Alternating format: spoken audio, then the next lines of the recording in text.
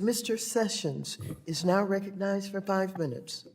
Thank you very much, Madam Chairman. Mr. Mitchell, I'd like to, if I could quickly go through a quick discussion with you. Do you work well with the Department of HUD?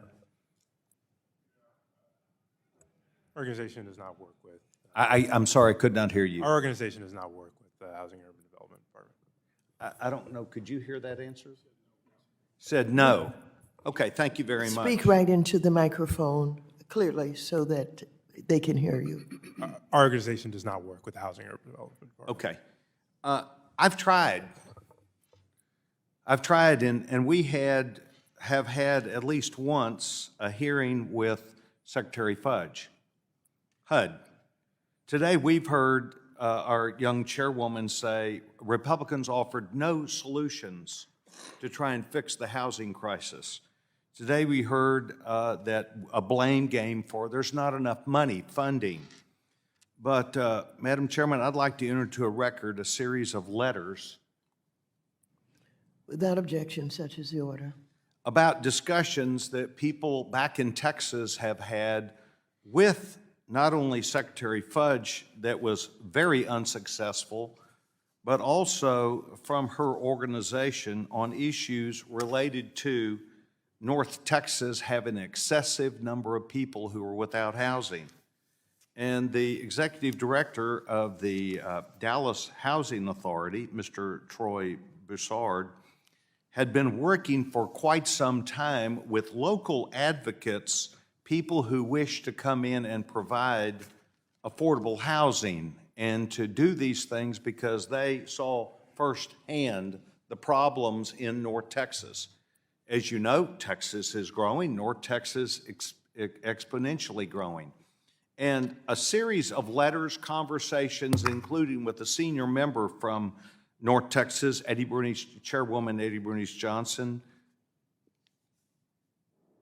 and myself were completely unsuccessful in attempting to even get HUD, including a letter from and work with Mr. Broussard, Executive Director, Dallas Housing Authority, to get HUD to even respond properly. And they came back and by and large gave excuse after excuse after excuse saying a waiver would be too complicated for Dallas, Texas to deal with the problems that local people had. That's all they asked for. And instead of saying, let's work with you, they ignored over a year of trying to solve the problem.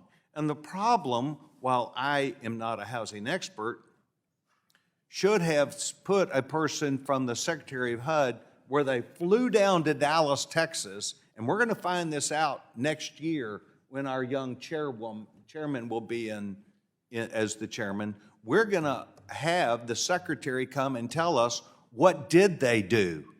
Did they fly down? Did they do calls? And then we're going to have the Dallas Housing Authority come and tell us about all their efforts to try and do something. So I find what is happening today very regrettable because Republicans did try and help. Eddie Bernice Johnson, senior member of this body, the Honorable Greg Meeks, a senior member of this committee, we went and personally met with them earlier in the year to try and say, please help us in Texas and in North Texas. Zero help from HUD. So I would have to beg the question, what good does it do to have someone that's job is bigger than they are in that position? And so I would like to let each of you know we do appreciate your feedback today. I don't agree that the blame game of Republicans or the prior administration holds any significance to where we are. President Biden accepted the ball where it lay, and that's what he'll be held accountable for. And each of you, I sympathize with you. I have a Down syndrome son. I am in the disability community. They are struggling mightily. people who cannot take care of themselves. This administration has turned their back on them. Thank you for the time, gentlemen. You're so welcome, and let me remind you that we pass from this committee the Build Back Better bill, $150 billion. And so HUD and the president are doing and providing the leadership. Now, the gentleman from California, Mr. Sherman.